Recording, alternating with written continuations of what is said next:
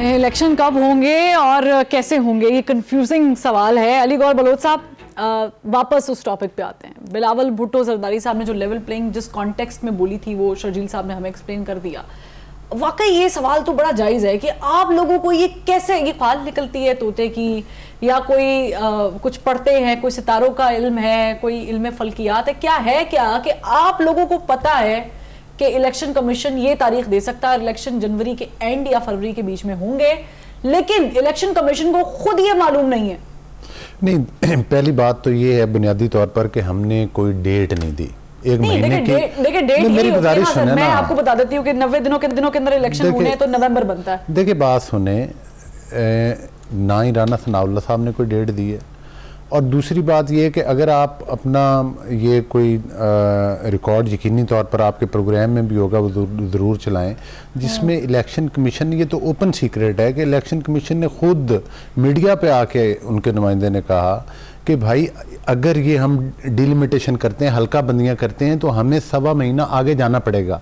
90 दिन अगर नवंबर में बनते हैं तो नवंबर, दिसंबर और वही जनवरी की डेट आ जाती है। 1.5 महीना, 1.25 महीना, 2 महीने हमें आगे जाना पड़ेगा। यहाँ पर एक और अहम बात है, देखें जब पिछली, वो अभी जिक्र हुआ था प्रोग्राम में, वजीर कानून साहब बता रहे थे, जब पिछली बार इलेक्शन हुए थे 18 वाले, तो उस वक्त ये कानून साजी की गई थी कि अगले इलेक्शन नई मर्दमशुमारी के बाद करवाए जाएंगे और नई हल्का बंदियों पर करवाए जाएंगे। मेरी बात मुकम्मल होने दे। नहीं, एक मिनट, हल्का बंदियों के बाद कराए जाएंगे। मैंने अभी जाते हुए ब्रेक में जिक्र किया है कि इलेक्शन एक्ट में ही लिखा है कि जो हम जब उसके आर्टिकल 14 को पढ़ते हैं तो उसी में लिखा है कि हुकूमत जाने से 4 महीने पहले ये प्रोसीजर मुकम्मल होना चाहिए। बिल्कुल, मैं उसी आपके पास तब पैसे नहीं, आपने बहाने लगाए। नहीं, यही तो आप बात मेरी मुकम्मल होने दिया करें ना, जिस तरह से बाकी दोस्त पैनलिस्ट बात अपनी कंप्लीट कर रहे हैं। देखिए बात यह है कि उस वक्त जब इलेक्शन हो गए, उसके बाद इलेक्शन कमीशन ऑफ पाकिस्तान ने बेशुमार खतूत उस वक्त के एक सिलेक्टेड गवर्नमेंट को लिखे कि भाई आप मर्दमशुमारी करवाएं और हल्का बंदियां करवाएं। 3 साल वो खतूत लिखते रहे, क्योंकि उस वक्त की गवर्नमेंट जो थी वो ईवीएम मशीनों के जरिए इलेक्शन चोरी करने की प्लानिंग में मसरूफ थी। नहीं, बात सुने, आया जिन लोगों ने वो मर्दमशुमारी नहीं करवाई, जो कि हमें आके करवानी पड़ी और हमने करवाई वो मर्दमशुमारी, उनकी रिस्पॉन्सिबिलिटी कौन फिक्स कर? क्या वो आइन नहीं तोड़ा गया? क्या वो पाकिस्तान का कानून नहीं तोड़ा गया? क्या उनके देखें, हमें ये आईनी बहरान जो ये डिलिमिटेशन वाला है, ये हमें पिछली गवर्नमेंट से वरसे मिले। हमने तो आकर मर्दमशुमारी भी करवाई है और डिलिमिटेशन के लिए भी मुश्तरका मफादात का आईनी तौर पर इजलास बुलाया है, तो क्या उनकी रिस्पॉन्सिबिलिटी फिक्स होकर उनको कटहरे में नहीं खड़ा किया जाएगा?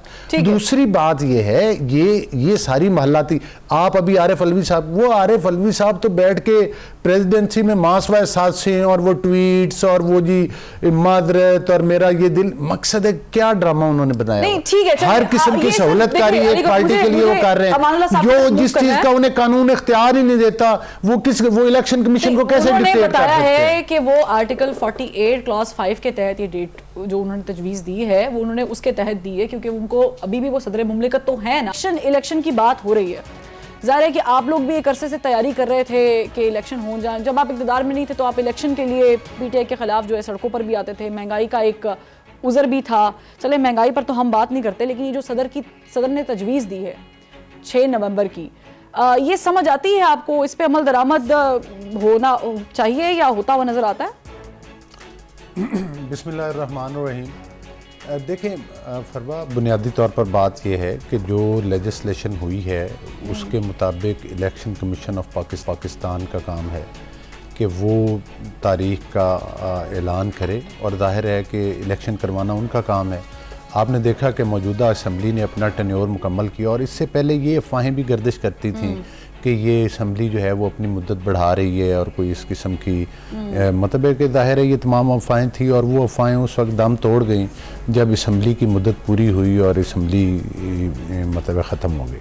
अब ज़ाहिर निगरान हुकूमत है और हम बासियत पॉलिटिकल पार्टी के, अगर इलेक्शन कमीशन जो भी डेट दे, 90 दिन के अंदर इलेक्शन कमीशन अगर डेट देता है, अगर कोई पार्टी मुतालबा करती है, लेकिन बेशुमार वो भी पार्टीज़ हैं जो कहती हैं कि 90 दिन से ऊपर इलेक्शन होने चाहिए। आपको याद है MQM वालों ने बड़ा पुरजोर मुतालबा किया। वो कहते थे कि ये जो नई नहीं, वो तो आपकी जमात भी अली गौहर बलूच साहब ये कह रही है ना। अभी मैंने राना सनाउल्लाह साहब का एक शॉट चलाया जिसमें उन्होंने वो जनवरी के आखिर और फरवरी के शुरू की तारीख वो उसकी वजह ये है कि जो इलेक्शन कमीशन ने जब ये मुश्तरका मुफादात कौंसिल में, जिसमें कि पीपल्स पार्टी के उस वक्त के चीफ मिनिस्टर भी मौजूद थे, मुराद अली शाह साहब, और उस वक्त ये अनाउंस किया था कि भाई ये जो डिलिमिटेशन है ये होगी तो इलेक्शन होंगे।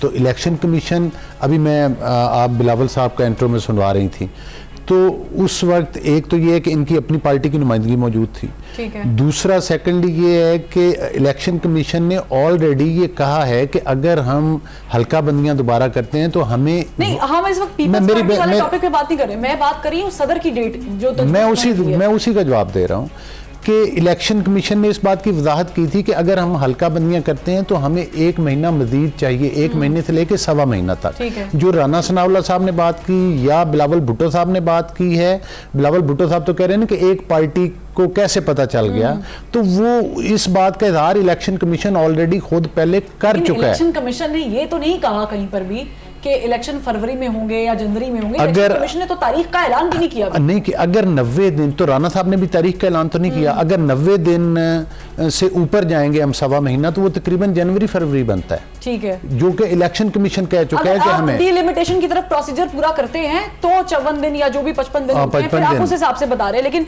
मैं अली गौहर बलूच साहब 21 फिर पक्की डेट है मियां साहब की वापसी की। देखिए बात ये है कि नवाज शरीफ साहब बिल्कुल 21 तारीख को अल्हम्दुलिल्लाह वापस आ रहे हैं, और आकर आप देख लेंगे कि वो उनका इस्तकबाल किस मैं तरह आगे से होता क्यों है। देखूंगी, मैं तो टीवी पे देखूंगी कितना बड़ा इस्तकबाल होगा। नहीं, वो जाहिर है, मतलब पूरा पाकिस्तान कवर करेगा। नहीं, वैसे वाला इस्तकबाल तो नहीं होगा वो जो पहले भी हुआ था जब शहबाज शरीफ साहब भी नहीं पहुंच पाए। नहीं, देखें, अब शहबाज शरीफ साहब जंगले तोड़ के एयरपोर्ट के अंदर तो नहीं पहुंच सकते थे, लाहौर के अंदर ही थे, और बाकी लोगों को तो आपको पता है, मुझे खुद उस दिन गिरफ्तार किया गया था, मैं अपने हल्के से काफिला लेकर आ रहा था। तो गुजारिश करने का मकसद है, देखें बात आपके प्रोग्राम का टाइम थोड़ा है, मैं सिर्फ मुख्तसरन ये बताऊं, नवाज शरीफ साहब आ रहे हैं, 21 तारीख को इंशाल्लाह पहुंच जाएंगे, लेकिन हमेशा हमारे मुल्क को, जो हमारे मुल्क की ओरिजिनल लीडरशिप है, उसको हमेशा साजिशों के ज़रिए हटाया गया।